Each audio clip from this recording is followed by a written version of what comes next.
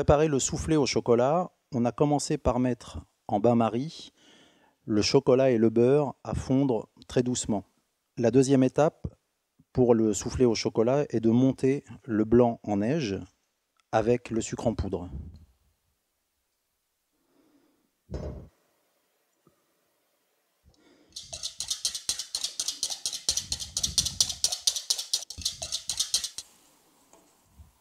Les blancs sont suffisamment montés, on les a serrés, c'est-à-dire qu'à la fin, on donne des coups de fouet beaucoup plus forts. Si on a un mixeur, dans ce cas-là, on accélère à la puissance maximum. L'étape suivante doit se faire très rapidement. On ajoute dans un premier temps les jaunes d'œufs en une seule fois. Et on va très délicatement, avec une maryse, les incorporer en faisant rentrer de l'air en même temps dans les blancs. Donc on a vraiment un mouvement qui va de bas en haut, qui prend l'ensemble des blancs. Toute cette étape doit être assez rapide pour éviter que les blancs retombent.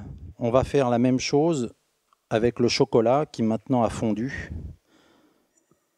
bien mélangé avec le beurre dans le bain-marie. On va récupérer donc l'ensemble de ce chocolat.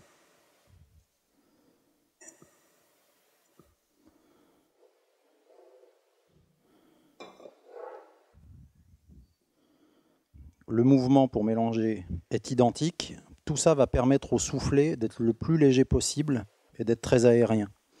L'intérêt d'un soufflé est vraiment d'obtenir une texture extrêmement légère, extrêmement moelleux. Voilà, l'appareil est bien mélangé. On va pouvoir maintenant le mettre dans le moule que l'on a préparé. Il est très important de chemiser correctement le moule et surtout de ne plus le prendre par l'intérieur. La couche de sucre mise sur le beurre va permettre au soufflé de bien lever et la moindre trace l'empêcherait de lever. On remplit délicatement le moule en prenant soin toujours de ne pas toucher les bords. Et on va le remplir quasiment au maximum. On place le soufflé à mi-hauteur dans le four à 200 degrés. La cuisson est de 8 minutes.